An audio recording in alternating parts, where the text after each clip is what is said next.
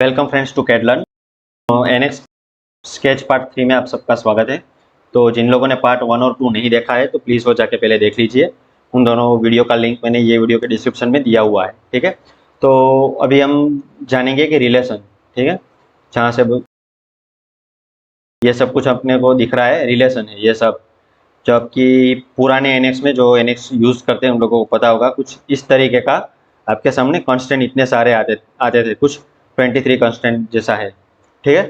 तो coincident, point on curve, tangent, parallel, perpendicular, horizontal, vertical, horizontal alignment, vertical alignment, mid point, तो ये सब constant थे जो इसकी जगह पे अभी रिप्लेस हो गया है अपना ये सब रिलेशन, ठीक है। तो रिलेशंस को स्टार्ट करने से पहले हमको ये यहाँ पे ये रहेगा क्रिएट परसिस्टेंस रिलेशन, इसके ऊपर हमको टिक मार्क कर देना है, ठीक है। तो ये टिक मार्क अगर नहीं है तो रखिए, ठीक है, स्केच को फुल्ली डिफाइन रखने के लिए। तो आइए देखते हैं क्या है ये। सबसे पहले मेक कोइंसिडेंस, ठीक है। तो मेक कोइंसिडेंस क्या काम करता है, सपोज मैंने एक लाइन लिया, ठीक है, अभी एक पॉइंट ले रहा हूँ और एक सर्कल ले रहा हूँ, ठीक है। तो अभी मेक कोइंसिडेंस में क्या रहेगा, सर्कल को सिलेक्ट किया, पॉइंट को सिलेक्ट किया और अभी लाइन को सिलेक्ट कर रहा हूँ। तो मेरे को दो ऑप्शन हाईलाइट हो रहा है जो कि इसके काम में आएगा। या तो ये मिड मेक मिड पॉइंट में चला जाएगा, तो कुछ इस तरीके से होगा। ये सर्कल को मैं कितना भी ऊपर नीचे करूँ तो ये क्या करता है, लाइन को अपना आगे पीछे करता है, ठीक है। तो मतलब कुछ भी कंडीशन में सर्कल का सेंटर है और लाइन के एग्जैक्ट सेंटर में रहेगा, ठीक है। तो यहाँ से मैं शो कर देता हूँ रिलेशन को, ठीक है। तो मुझे दिखेगा कि ये इसने रिलेशन जो बनाया वो, तो इसको मैं डिलीट कर देता हूँ। अभी दूसरी बार सर्कल सिलेक्ट किया, उसका सेंटर पॉइंट और ये स्नैप पॉइंट एक दिख रहा है, तो सेंटर पॉइंट पे क्लिक किया और लाइन पे क्लिक किया। अभी मैं ये दे रहा हूँ मेक कोइंसिडेंस। तो ये क्या किया, लाइन के ऊपर आ गया, उसका जो पॉइंट था वो लाइन को ऊपर ही रहेगा। कुछ भी मैं करूँ आगे पीछे, जितना भी मैं इसको चेंज करूँ वो पॉइंट लाइन के ऊपर रहेगा ही रहेगा, ठीक है। लाइन को कैसे भी मैं घुमाता हूँ तो ये उसको सर्कल के साथ भी वो ड्रैग हो रहा है, ठीक है। तो सेम वही पॉइंट पे भी काम करेगा। पॉइंट लिया, लाइन लिया और ये ले लिया, तो पॉइंट भी लाइन के साथ जुड़ गया है, ठीक है। अभी दूसरा मैं कोइंसिडेंस देता हूँ कि ये पॉइंट, राइट क्लिक करके सिलेक्शन में जाके यहाँ से मैं पॉइंट ले लेता हूँ और सर्कल को सिलेक्ट किया और उसका सेंटर पॉइंट लिया। तभी मैं इसको कोइंसिडेंस दूंगा तो क्या होगा, दोनों एक हो जाएगा, ठीक है। ऐसे ही आप लाइन टू लाइन भी इसको दे सकते हैं। ये दूसरा लाइन है, ये लाइन को सिलेक्ट करके एंड पॉइंट सिलेक्ट कीजिए, लाइन को सिलेक्ट करके एंड पॉइंट सिलेक्ट कर दीजिए। अभी जो भी इसके रिलेटेड जो रिलेशन आएगा वो अपने आप हाईलाइट होएगा, बाकी सब ट्रांसपेरेंट हो जाएगा, ठीक है। तो अगर मैं कोइंसिडेंस देता हूँ तो दोनों ज्वाइंट हो जाएगा, कंट्रोल जेड। वापस से अगर इसको और इसको मैंने दे दिया और हॉरिजॉन्टल बोल दिया, ये दोनों हॉरिजॉन्टल पे रहेगा, कुछ भी होगा ये हॉरिजॉन्टल ही रहेगा, ठीक है। अब इसको मैं वर्टिकल एक बार दे देता हूँ, यहाँ से ये वर्टिकल दे दिया, ओके। तो जिसको भी मैं मूव करूँगा ये अपने आप वर्टिकल में जाएगा, देखो कुछ इस तरह से, ठीक है। लाइन छोटा हो रहा है इसलिए यहाँ पे नहीं दिख रहा है, ठीक है। अभी कोई लाइन को मेरे को हॉरिजॉन्टल करना है और वर्टिकल भी करना है, ठीक है। तो लाइन को सिलेक्ट करूंगा तो हॉरिजॉन्टल या वर्टिकल ही पूछेगा कि एक लाइन को आप या तो हॉरिजॉन्टल अलाइनमेंट ले सकते हैं या वर्टिकल अलाइनमेंट। तो मैं बोलता हूँ हॉरिजॉन्टल, ये हॉरिजॉन्टल हो गया। सिलेक्ट किया वर्टिकल, ये वर्टिकल हो गया। फिर सेम ये सर्कल पे भी काम करेगा। सर्कल लिया 1 2 3 और 4, इसका सेंटर पूरा आगे पीछे, ना हॉरिजॉन्टल अलाइनमेंट में है ना वर्टिकल अलाइनमेंट में है। तो क्या करूँगा, मैं सर्कल को सिलेक्ट किया, सेंटर पॉइंट, यह सर्कल को किया और ये सेंटर पॉइंट। तो अभी यहाँ पे भी अगर हॉरिजॉन्टल बोल दूंगा तो ये हॉरिजॉन्टल हो जाएगा कुछ इस तरह से। सेंटर पॉइंट लिया और ये भी सर्कल को सिलेक्ट करके सेंटर पॉइंट लिया और इसको बोल दिया कुछ वर्टिकल, ये वर्टिकल हो गया। सर्कल को सिलेक्ट किया, सेंटर पॉइंट, सर्कल को सिलेक्ट किया, सेंटर पॉइंट, तो अभी इसको बोला हॉरिजॉन्टल, तो ये हॉरिजॉन्टल हो गया, ठीक है। वापस सर्कल को सिलेक्ट किया, सेंटर पॉइंट, सर्कल को सिलेक्ट किया, सेंटर पॉइंट, अभी बोल दिया वर्टिकल। ये कुछ भी होगा ये हॉरिजॉन्टल वर्टिकल में ही रहेंगे, ठीक है। तो इस तरह से वो पॉइंट पे भी काम करेगा, सर्कल के सेंटर में भी काम करेगा और लाइन के एंड पॉइंट पे भी काम करेगा रिलेशन। अभी टेंजेंट, एक आर्क है, एक लाइन है और सर्कल है, तो दूसरा भी सर्कल बना लेता हूँ।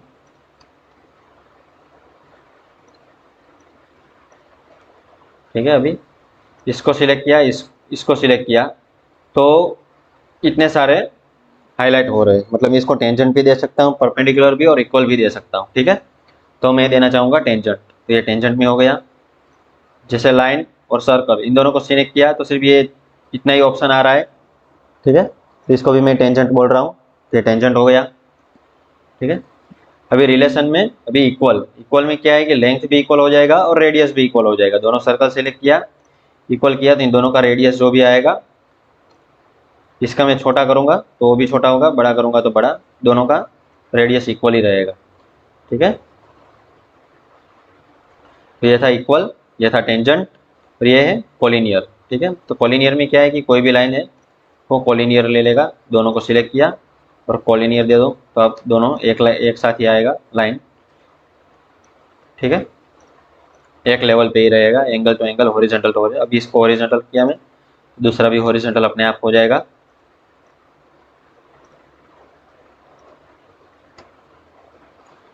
अभी उसके बाद आता है ये मेक सिमेट्रिक। सपोज एक लाइन लिया, दूसरा लाइन लिया, अभी मेरे को ये दो लाइन को सेंटर के साथ सिमेट्रिक करना है, तो इसके सिलेक्ट करूंगा, इसको सिलेक्ट करूंगा और फिर इसको सिलेक्ट करूंगा, तो फिर ये आ जाएगा, तो अपने आप हो जाएगा। अदरवाइज कमांड लिया, एक दो और तीसरा ये, तो अपने आप सेंटर में आ जाएगा। ठीक है,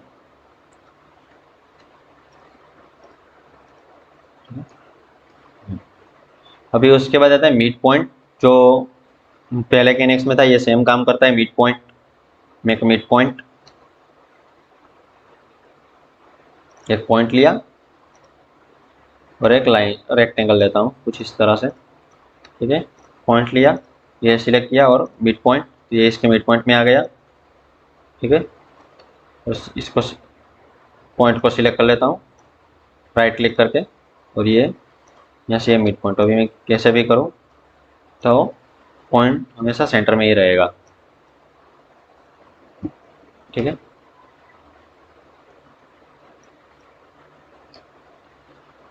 उसके बाद आता है पॉइंट ऑन स्ट्रिंग। ये एक्चुअली क्या है कि आपके पास कोई प्रोजेक्ट कर्व रहेगा या आपने इंक्लूड करके कोई 3D का कर्व लिया है, उसके ऊपर आपको पॉइंट को लाना है, जो हाईलाइट आपको प्रोजेक्ट कर्व पे या फिर इंक्लूड पे, तो ये काम करेगा। सेम ये टेंजेंट में भी वही है कि अगर आपको कोई ऐसा आपके पास प्रोफाइल है, समझ लीजिए सिलेंडर को आपने एक्सट्रूड किया है, फिर उसका प्रोजेक्ट कर्व लिया है और किसी रेक्टेंगल या लाइन को उसके साथ आपको टेंजेंट करना है, तो वो काम करेगा और ये भी सेम वही काम करेगा। ठीक है, और ये मेक यूनिफॉर्म स्केल है, जब भी हम स्केल करेंगे तो यूनिफॉर्म ही रहेगा। ठीक है, तो ये थे रिलेशंस।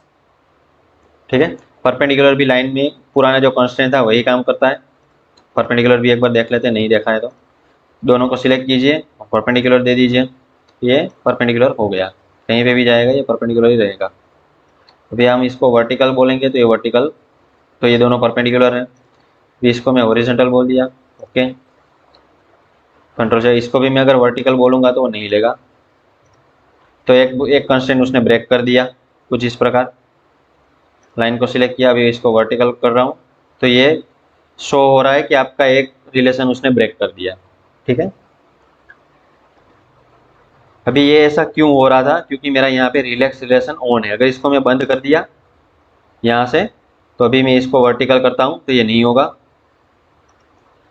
ठीक है, अगर ये आपका चालू रहेगा रिलैक्स रिलेशन, तो आप कोई भी रिलेशन को आगे पीछे कर सकते हैं। ठीक है, तो मेरा जहाँ तक तो सजेशन है कि आप इसको बंद ही रखिए, चालू मत रखिए, वरना गलती से भी अगर आपने एक वर्टिकल लाइन को डायमेंशन दे दिया टॉप और बॉटम में दोनों एंड पे, तो अगर एक डायमेंशन चेंज हुआ दूसरा डायमेंशन नहीं चेंज हुआ तो वर्टिकल नहीं रहेगा, वो थोड़ा माइनर ऐसा एंगल में ही हो जाएगा।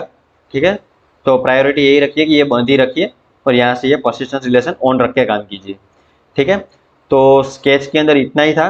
उसके बाद हम ये देख लेते कि रीअटैच क्या है। ये हमने दो में से किसी वीडियो में कवर नहीं किया। रीअटैच देख लेते। ये अपडेट मॉडल है। अगर आपको कोई प्रोजेक्ट पर लेना है, यहाँ पे क्लिक करके आप मॉडल को अपडेट कर सकते हैं। ठीक है, तो यहाँ पे रीअटैच देख लेते हैं कैसे काम करता है। ठीक है, इसके लिए मैं एक रेक्टेंगल यहाँ पे बनाया, तो इसको कर दिया फिनिश देखने के लिए। ओके, और फिनिश स्केच। ठीक है, तो अभी मैं एक डेटम प्लेन बना लेता हूँ। एक डेटम प्लेन बना दिया मैंने। ठीक है, अभी दूसरा डेटम प्लेन उसके ऊपर में बनाता हूँ, और तीसरा डेटम प्लेन उसके साइड में बना देता हूँ मैं। ओके, तो अभी ये स्केच को मैं डिलीट कर देता हूँ। मेरे पास 3 डेटम प्लेन है। फर्स्ट डेटम प्लेन पे राइट क्लिक करके मैं स्केच बना रहा हूँ। ये डेटम प्लेन पे मैंने कुछ इस प्रकार स्केच बना दिया है, और इसको मैंने बोल दिया फिनिश स्केच। ठीक है, अभी ये स्केच को मेरे को ये प्लेन पे चाहिए, वर्टिकल प्लेन पे या फिर ऊपर वाले प्लेन पे। तो क्या करना है, सिंपली डबल क्लिक करके एडिट करेंगे हम, और रीअटैच में से आप प्लेन सिलेक्ट कर लो और ओके। ठीक है, तो आप देख सकते हैं यहाँ से आपका स्केच यहाँ पे आ गया है। अभी भी आपको रीअटैच करना है तो फिर ये वाला प्लेन सिलेक्ट करके ओके मार दीजिए। तो आपका क्या हुआ, स्केच यहाँ पे जो था वो यहाँ पे आ गया है। बेसिकली आप क्या कर सकते हैं, आपका स्केच का जो एक डेटम प्लेन है, जिस जो प्लेन को कंसिडर आपने स्केच बनाया है, वो प्लेन को आप चेंज कर सकते हैं आपके नीड के हिसाब से। ठीक है, ओके फ्रेंड्स, तो सब कमांड्स तो हमने सीख लिए हैं एनएक्स के। तो अभी हम देखेंगे कि इसमें एक स्नैप करके आता है, जो यहाँ पे रहेगा। कोई भी कमांड लेंगे, लाइन, आर्क, तभी वो शो करेगा। समझ लीजिए मैंने लाइन लिया, ये मेरे को यहाँ से पूछ रहा है कि ये स्नैप पॉइंट है सब, एंड पॉइंट, मिड पॉइंट, ये है कंट्रोल पॉइंट, ये भी है पोल्स जो स्प्लाइन में काम आता है, ये भी डिफाइन पॉइंट है, इंटरसेक्शन पॉइंट है, सेंटर पॉइंट है। तो आइए इन सब का काम किया एक बार ऑल ओवर व्यू देख लेते हैं। ठीक है, तो सबसे पहले मैं लाइन ले लेता हूँ कुछ इस प्रकार।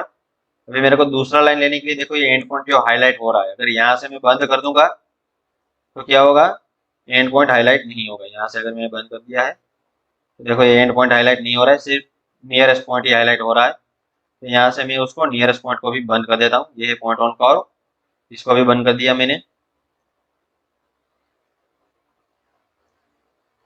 तो वो भी हाईलाइट नहीं हो रहा है, सीधा मिड पॉइंट ही हाईलाइट हो रहा है, क्योंकि यहाँ पे मिड पॉइंट ही ऑन है इसलिए। तो ये मिड पॉइंट ले लिया मैंने।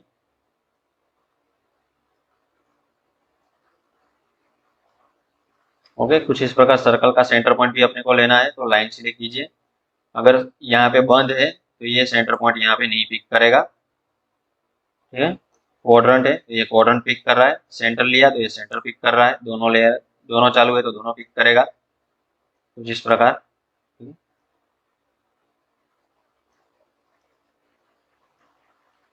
ठीक है, तो ये सब स्नैप्स हैं। जब भी आप कमांड लेंगे तभी वो हाईलाइट होगा, वरना ये हाईलाइट नहीं रहते। ठीक है, अगर आपने ट्रिम कमांड ले लिया तो फिर वो हाईलाइट नहीं होगा। अगर आपने कुछ दूसरा कमांड ले लिया, इंक्लूड, तो इसमें वो हाईलाइट होगा, क्योंकि इसमें अपने को 3D का एक पॉइंट भी आप इंक्लूड कर सकते हैं इसलिए। ठीक है, मतलब जहाँ पे भी सॉफ्टवेयर को लगेगा कि भाई अपने को स्नैप की जरूरत है तभी ये हाईलाइट होगा, अदरवाइज ये हाईलाइट नहीं होगा। ठीक है, अदरवाइज ये पीछे रहेगा इसके, जो हमको दिखेगा नहीं।